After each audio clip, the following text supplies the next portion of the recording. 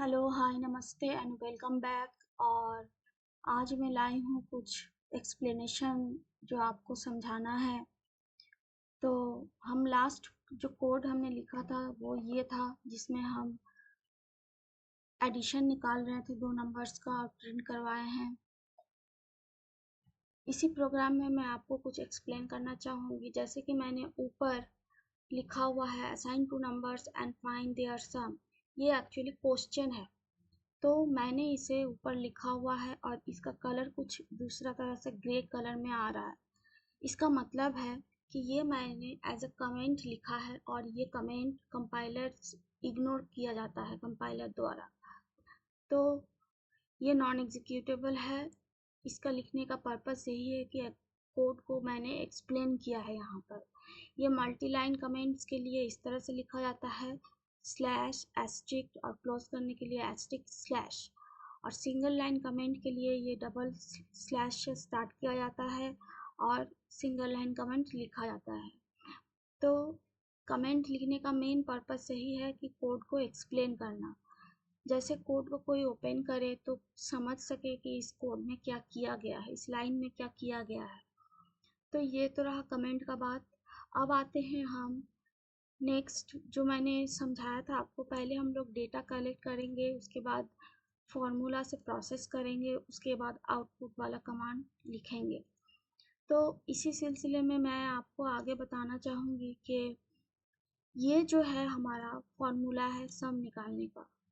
इसी स्ट्रक्चर में, इसी वे में मैं आपको अलग अलग फार्मूला कैसे यहाँ पे डाला जाएगा वो समझाऊंगी। मान लीजिए यहाँ पे हमको सब्सट्रैक्शन भी निकालना था, तो सब्सट्रैक्शन का जो वैल्यू आएगा उसको भी रखने के लिए हमको एक वेरिएबल चाहिए होगा।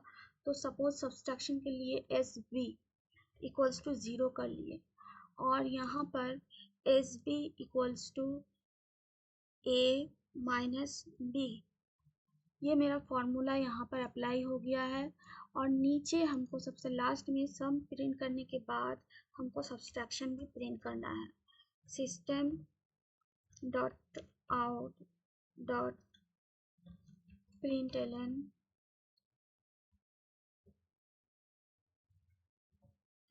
ए minus b plus s b. तो ये मेरा प्रोग्राम तैयार है। यहाँ पर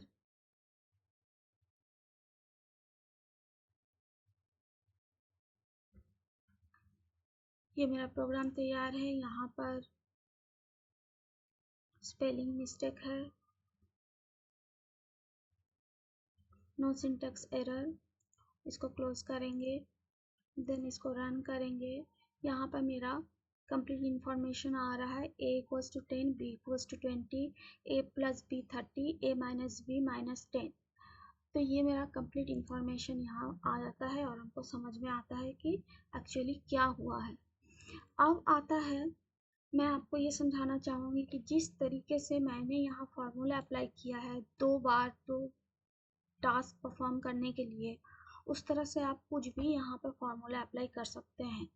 जैसे आपको अगर सिंपल इंटरेस्ट निकालना है या एवरेज निकालना है या एरिया निकालना है किसी शेप का, रेक्टेंगल का, सर्कल का, तो आप यहाँ पर पहले वेरिएबल असाइन कर लीजिए, उसके बाद वो फार्मूला यहाँ पुट कर दीजिए और जो वैल्यूज़ आएंगे उसकी जगह पर वो वेरिएबल्स लिखना पड़ेगा। जैसे कि अगर हमको एवरेज निकालना है तो एवरेज के लिए अगर कोई पॉइंट में कोई वैल्यू अगर आ सकता है, आपको लगता है कि ये पॉइंट में भी आ सकता है इसका वैल्यू, जैसे कि एरिया ऑफ रेक्टेंगल निकालना चाहेंगे या एरिया ऑफ स्क्वायर निकालना चाहेंगे, तो हमको पॉइंट में चाहिए। तो पॉइंट के लिए एक डेटा टाइप्स आता है फ्लोट, FLOAT, फ्लोट। तो उसमें हमको लिखना पड़ेगा AVG सेमीकोलन। तो डिक्लेयर कर दिया मैंने यहाँ पर एक और वेरिएबल AVG। अब AVG को हमको निकालना है, तो AVG equals to A plus B divided by 2, कुछ इस तरह से हम लोग लिखेंगे। तो मेरा फॉर्मूला यहाँ पर चेंज हुआ। यहाँ पे जैसे सिंपल a प्लस बी था, यहाँ a माइनस बी था, उसी तरीके से यहाँ a plus be with in bracket divided by 2, ये मेरा फॉर्मूला है एवरेज का। अब लास्टली मैं एवरेज को प्रिंट भी कर दूंगी।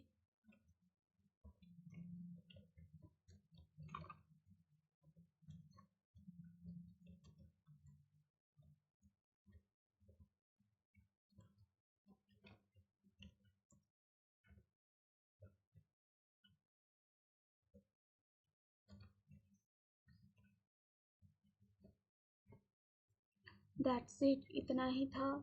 इसको कंपाइल करेंगे, फिर क्लोज करेंगे, फिर रन करेंगे। एवरेज भी मेरा निकल गया। तो इसी तरीके से हम लोग कोई भी टास्क परफॉर्म कर सकते हैं, कोई भी प्रोग्राम को हम लोग रन कर सकते हैं।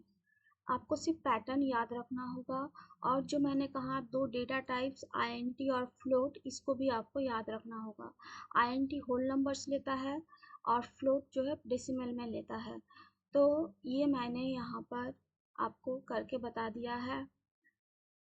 आशा करती हूँ कि आपको ये समझ में आ गया होगा। आज के लिए इतना ही, मिलते हैं नेक्स्ट वीडियो पे। तब तक के लिए हैव अ नाइस डे।